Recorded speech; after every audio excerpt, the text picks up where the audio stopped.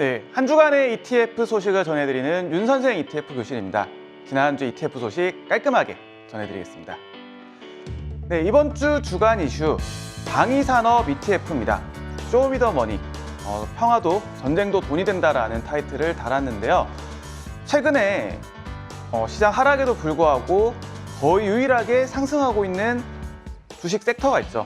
바로 방위산업 섹터입니다. 정말 냉철하게 이런 모든 것들을 돈으로 계산해서 주가까지 올라간다라고 보시면 될 것 같고요. 지금 이제 보시고 있는 사진은 우크라이나 군의 사진이죠. 이 러시아의 우크라이나 침공으로 인해서 이 방위산업 ETF에 대한 관심이 빠르게 증가를 하고 있습니다. 물론 이제 주가는 최근 역시나 많이 올라와 있는 상태고요. 자, 지금 러시아 전황 잠깐 살펴보면 러시아 지금 우크라이나 남부, 북부를 지금 계속해서 점령해 나가고 있는 상태입니다. 자, 이와 관련해서 이제 유럽 주요 국가에서도 국방비를 늘리겠다라고 발표를 하면서 주가 역시 탄력을 받고 있는 모습인데요. 자, 관련된 ETF들 어떤 것들이 있을까 잠깐 살펴보겠습니다. 자, ITA ETF는 방위산업 ETF 중 가장 큰 ETF입니다. 약 30억 달러의 운용자산을 자랑을 하고 있고요. 이외에 방위산업 3배짜리 레버리지 ETF도 존재를 하고 있습니다.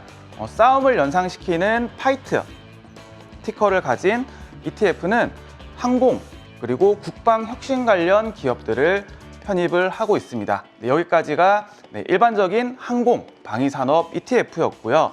자, 계속해서 넘어가 보면 이런 이제 우주 탐사라든가 혹은 심해 탐사 관련된 테마형 ETF들도 방위산업과 굉장히 밀접한 연관성이 있습니다. 어떻게 보면 이 무기라는 것이 첨단 기술의 집합체다 보니까 우주 탐사라든가 이런 이동수단 관련해서도 굉장히 연관성이 높죠. 자, 그리고 이 정부 비중이 높은 방위산업 특성상 이 미국 정부와 계약 비율이 높은 기업 ETF에도 방위산업이 다수 포함이 되어 있습니다. 좀 아쉽지만 이 국내에는 이 방위산업 테마와 관련된 직접적인 ETF는 없습니다. 대신에 이 중공업 그리고 산업재 섹터 ETF가 상대적으로 이 방위산업 기업들의 비중이 높은 편이고요. 자, 역시나 이제 미래 이동거리 그리고 이제 글로벌 미래 이동거리 관련해서도 방위산업과 어느 정도 연관성을 가지고 있습니다. 네, 특히나 아까 말씀드렸던 것처럼 이런 방위산업 기업들의 매출액은 정부 연관성이 좀 굉장히 높습니다. 지금 이제 화면에서 보시고 있는 차트, 록히드 마틴의 분기 매출액과 미국 GDP 내의 국방비 비중을 나타낸 것입니다. 굉장히 유사하게 움직이는 것을 볼 수가 있고요. 마지막으로 이 글로벌 국방비 지출은 꾸준하게 증가를 하고 있습니다. 거기에 더해서 최근 이 러시아 이슈로 각국에서 국방비를 늘리는 움직임이 벌어지고 있죠.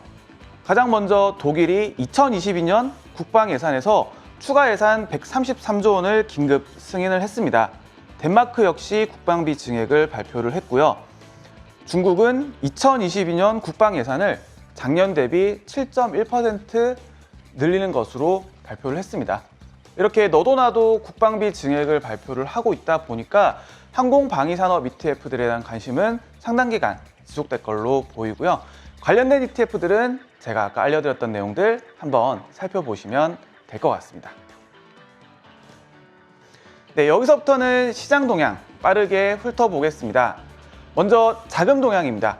미국 ETF 시장 전체로는 약 100억 달러 정도의 자금이 유입이 됐습니다.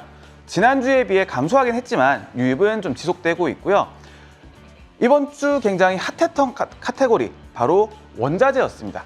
원자재 전반 그리고 귀금속 등 이 원자재에서 자금 유입이 집중이 됐고요. 그리고 이제 금융이라든가 리츠 섹터에는 지난주에 이어서 자금 유출이 지속됐습니다. 다음은 이제 상승률 상위입니다. 아까 말씀드렸던 것처럼 이 농산물이 굉장히 핫했죠. 그리고 이 농산물 외에도 팔라듐이라든가 원유와 같은 이 에너지 관련 그리고 금속 관련 ETF들도 전반적인 강세를 보였고요. 반면에 하락은 러시아 그리고 러시아 소형주가 하락률 상위에 올랐습니다. 현재 이 두 ETF를 포함해서 미국 그리고 한국의 이 러시아 관련된 ETF들은 모두 거래 정지가 되어 있는 상태입니다. 이 외에 탄소 배출권이라든가 혹은 유럽 개별국에서도 하락률 상위가 좀 관찰이 되었습니다. 네, 다음은 한국 ETF 시장 주간 동향입니다.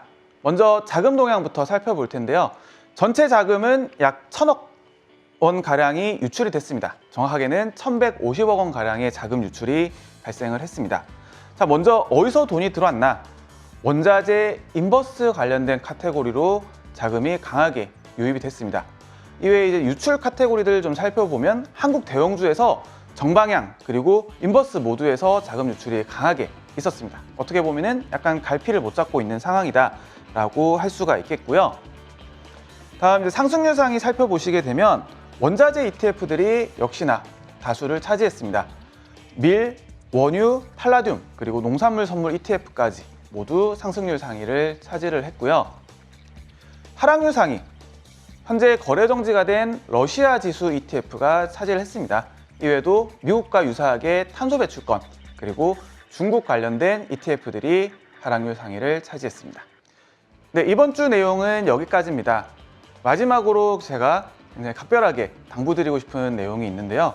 이 원자재 레버리지 ETN들 유의하시기 바랍니다. 3월 8일 화요일자로 이 니켈 인버스 레버리지 ETN이 거래 정지가 됐습니다. 전일 니켈 가격이 50% 넘게 급등을 하면서 레버리지 인버스 ETN의 기초지수가 0이 되어버린 거고요. 이런 변동성이 큰 구간에서는 언제든지 이런 거래 정지라든가 혹은 상장 폐지 이슈가 발생할 수 있다 보니까 꼭 좀 유의하시길 당부드리면서 이번 주 여기서 마무리하겠습니다. 윤 선생이었습니다.